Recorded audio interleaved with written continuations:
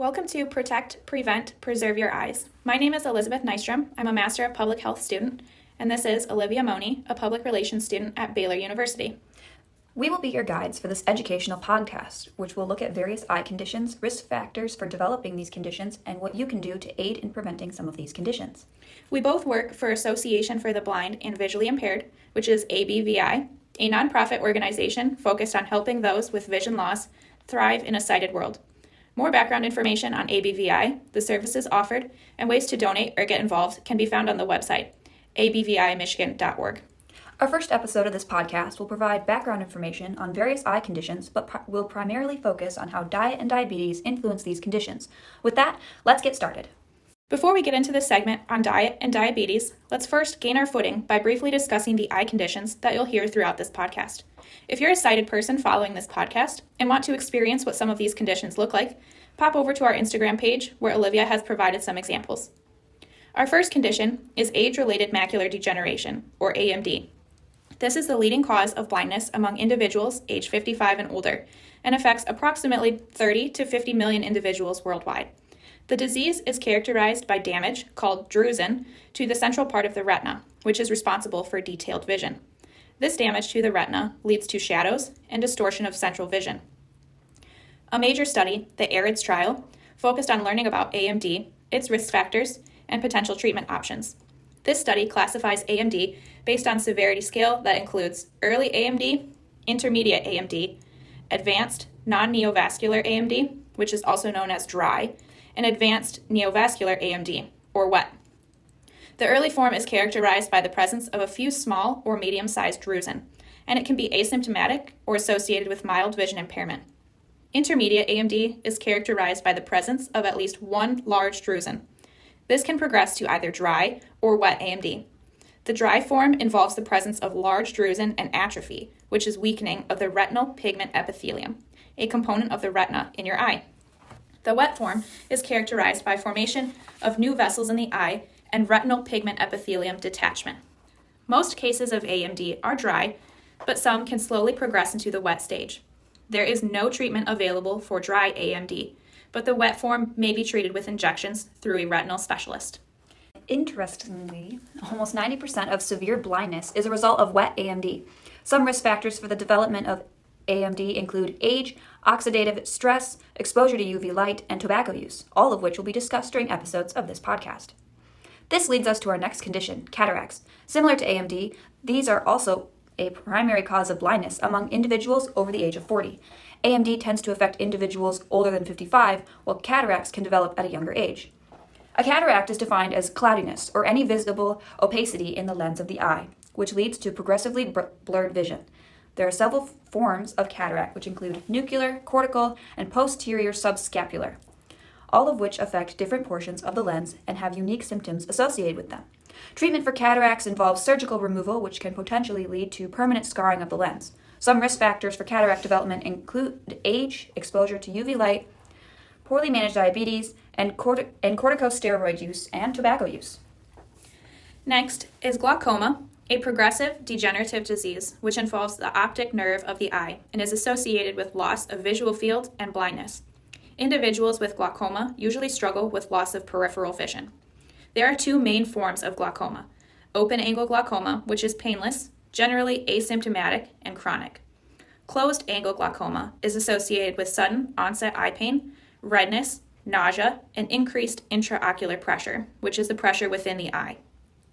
Primary open-angle glaucoma is the most common form and affects approximately 60 million individuals worldwide. Known risk factors for glaucoma include aging, a family history of it, African ancestry, and elevated intraocular pressure. However, many patients who have primary open-angle glaucoma have normal pressure in their eye. This is referred to as normal tension glaucoma. Normal tension glaucoma is common and is estimated to account for nearly 40% of open-angle glaucoma cases among white individuals and up to 90% of cases among individuals of Asian heritage. There are few effective treatments for glaucoma aside from daily eye drops. Last but not least, we have diabetic retinopathy. This condition is characterized by damage to or abnormal growth of blood vessels in the retina, which then become leaky or blocked. Both can cause scarring of the retina and blindness. Vision loss associated with this condition typically occurs due to swelling in the central part of the retina. Diabetic retinopathy can be further divided into two types, non-proliferative and proliferative. With the non-proliferative form, vision is not compromised. However, with the proliferative form, loss of vision can occur. Progression of the non-proliferative form into the proliferative stage can be delayed through tight control of blood sugars. As stated by the name, the primary risk factor for diabetic retinopathy is poorly managed diabetes of any form. The conditions that we discussed in this section are not exhaustive. There are a multitude of eye conditions, all with different risk factors. But for the purposes of this podcast, we mentioned only the most common. Diet. When I think about the word diet, I think about those diet trends and fads that seem to come and go faster now than ever. From keto to paleo, intermittent fasting, vegan, Whole30, the list seems to be never ending. All these different diets have made it more complicated than ever when it comes to achieving a healthy diet. And when I think about changing my diet, I automatically think about creating this drastic change, such as cutting out all carbs. Although things like this are never stable, I found that the most sustainable way to improve my diet is to make small changes, adding new foods to increase the amount of vitamins I am getting each day, and removing a few unhealthy foods is as complicated as it needs to be in order to achieve a healthy diet. In terms of eye health, many aspects of our diet influence our likelihood of developing conditions such as age-related macular degeneration, cataracts, glaucoma, and diabetic retinopathy. There have been many studies examining the effects of various nutrients and supplements on eye health. Today, we'll look at vitamin C, vitamin E, some carotenoids, fatty acids, zinc, and dietary carbohydrates. A significant portion of studies have found that vitamin C has a protective effect against all forms of cataracts, meaning individuals who actively incorporate vitamin C into their diet have a lower risk for developing cataracts over a 10-year period. The suggested dose of vitamin C is near 135 milligrams per day. For reference, if you go to the store and buy vitamin C supplements, those can range anywhere from 500 milligrams to 1,000 milligrams. Additionally, the vitamin C content of an orange is roughly 50 milligrams. In terms of protecting against AMD, vitamin C has little effect. In fact, there have been some studies that found very high intakes of vitamin C could actually increase your risk for developing AMD. But don't let this create fear. Vitamin C is still an essential component of a regular diet. Further, adding vitamin E into your diet could help protect against AMD, in addition to protecting against cataracts, as several studies have suggested this. Olivia, can you elaborate on how individuals could incorporate vitamin C and E into their diet better? Of course. Now, a simple answer to this is to simply just take a multivitamin each day that has vitamin C and E in it. However, multivitamins can be pretty expensive, and if you're like me, I often forget to take my multivitamins. But there are lots of foods that you can incorporate into your diet to increase the amount of vitamin C and E. Some of my favorite foods that have vitamin C and E are spinach and avocado, which I love to incorporate into my omelet during breakfast each morning. Some other foods that I like are strawberries, peppers, broccoli, oranges, and mangoes. However, there are lots of supplements that can be taken if these foods aren't in season. Besides a multivitamin, some of them are actually pretty creative too, like the Arid's eye drops. I'm sure many of you have seen or heard commercials for Arid's eye drops. Well, these were developed during a pivotal study, the ARIDS trial, which found that supplementing the diet with a combination of vitamin C, vitamin E, beta-carotene, and zinc reduced the risk of AMD for persons over the age of 55. Moreover, participants in this trial who already had AMD and were given a zinc supplement were less likely to progress into advanced AMD than those who did not receive zinc. There are lots of other ways to get zinc into your diet. Eating foods such as poultry, almonds, and cashews are some of my personal favorite foods. However, like I said before, you can also take a multivitamin that has zinc as well. One of my favorite recipes that incorporates many of the vitamin-rich foods are salads. I love to incorporate almonds and grilled chicken into a strawberry spinach salad. The salad is anything but boring. I'll provide the link to the recipe on our Instagram at ABVI Michigan. This salad has a lot of great vitamins and it tastes amazing. It also has a lot of great antioxidants as well. If you're looking for a great salad, definitely hop over and look at it. It looks delicious. Several antioxidants have been shown to absorb light, protect against oxidative damage, and protect against inflammation. The two most important antioxidants for eye health are lutein and zeaxanthin. Many studies have shown that supplementing the diet with these carotenoids can protect against the development of cataracts and AMD. One study found that individuals who supplemented their diet with at least 6 milligrams per day had a significant reduction in their risk for developing multiple forms of cataracts and a reduction in the risk for developing AMD. Finally, another study found evidence that these nutrients may aid in preventing the development and progression of glaucoma and diabetic retinopathy. Olivia, what are the best ways for individuals to increase their intake of lutein and zeaxanthin? Well, now to start, I have high cholesterol, which is fairly unique for someone my age. I work out every day and eat healthy, but that doesn't affect my cholesterol levels, so I have to stay away from a lot of foods that contain zinc, such as red meat and dairy. However, both of these foods are excellent sources of zinc. This is not to say that I don't get enough protein. I prefer to get my protein from foods that are rich in essential fatty acids, such as chia seeds, mackerel, and salmon. Remember when we mentioned the ARIDS trial? This trial also looked at the effect of supplementing the diet with essential fatty acids, such as omega-3s. Basically, there are multiple forms of fatty acids. We hear about trans fats, good fats, bad fats, all kinds of fats. The ones that are important for eye health are docosahexaenoic acid, which is DHA, and eicosapentaenoic acid, which is EHA. Both of these are commonly found in fish, which Olivia will elaborate on in a minute.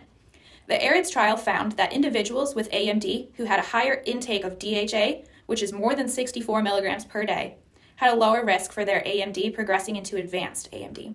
For reference, your average omega-3 supplement that you can buy at the store is about half DHA and half EHA, and these can range from 500 milligram supplements to 1200 milligram supplements, meaning that you're getting more than the dose that was used in the ARIDS trial. Finally, although trans fats aren't necessarily the healthy fats, and they can contribute poorly to your health in other ways, they have not been shown to contribute to the development of eye conditions, such as AMD. Now, I love fish, but as that one saying goes, too much of a good thing can be bad. This applies to getting nutrients from fish. Cod liver oil, which I promise is not as gross as it sounds, is an incredible way to get omega-3. However, make sure to only take a tablespoon of oil at a time. Cod liver oil also has a lot of vitamin A, and too much vitamin A can be super harmful. Other fish, such as salmon and canned tuna, are also great sources of omega-3. However, make sure to not eat too much canned tuna because it contains mercury and could be poisonous if eaten too much at a time. There are also lots of other ways to incorporate omega-3, such as flax seeds, chia seeds, and oatmeal. Taking vitamin supplements are also a great way to incorporate omega-3. I have been talking a lot about taking vitamins, but I wanted to let you all know that my favorite place to get vitamins is at my local health food store. They have lots of organic vitamins that don't have a lot of unnecessary sugar in it. However, places such as CVS, Walgreens, and Target also have a great selection of vitamins and supplements.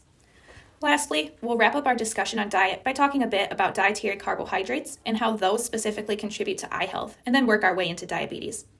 Dietary carbohydrates and the glycemic index have been the focus of a lot of research into how they contribute to eye health and eye disease. Glycemic index refers to the ability of a food to raise blood sugar levels. So a high glycemic index food, like a donut, has the ability to increase your blood sugar level more so than a food of standard comparison. High glycemic index foods aren't always foods with high sugar content either. A potato is a high glycemic index food. There have been a number of studies that have demonstrated a correlation between consuming high glycemic index foods and increased risk for various types of AMD and cataracts. In addition, the consumption of high glycemic index foods and excess dietary carbohydrates can put you at a risk for developing type 2 diabetes, which can additionally contribute to the development of eye disease and will be our topic for next week. Like I said earlier, I have high cholesterol, so I have to be careful about which foods I eat, especially foods that have a high glycemic index. This was really hard for me because I have a big sweet tooth, but I found lots of ways to limit sugar and excessive carb intake. I found that whenever I'm craving a cupcake or ice cream, I will have an apple or grapes instead. Apples also have a low glycemic index, which means they won't raise your blood sugar after eating them.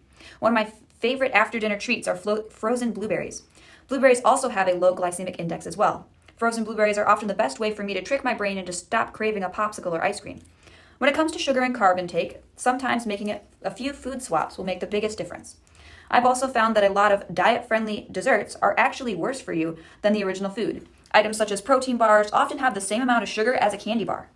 So it's important to make smart decisions when shopping for healthy alternatives at the grocery store. Thank you for joining us today and listening to our podcast. Next week, we will talk a bit about how the various forms of diabetes affect eye health and some ways that you can manage your diabetes to help reduce the risk of developing certain eye conditions. We'll also have a guest speaker, one of the optometry interns in our office, who can elaborate a bit more. References for this podcast will be uploaded to ABVI's website should any of the studies interest you. I will admit, though, they are quite technical in their reporting.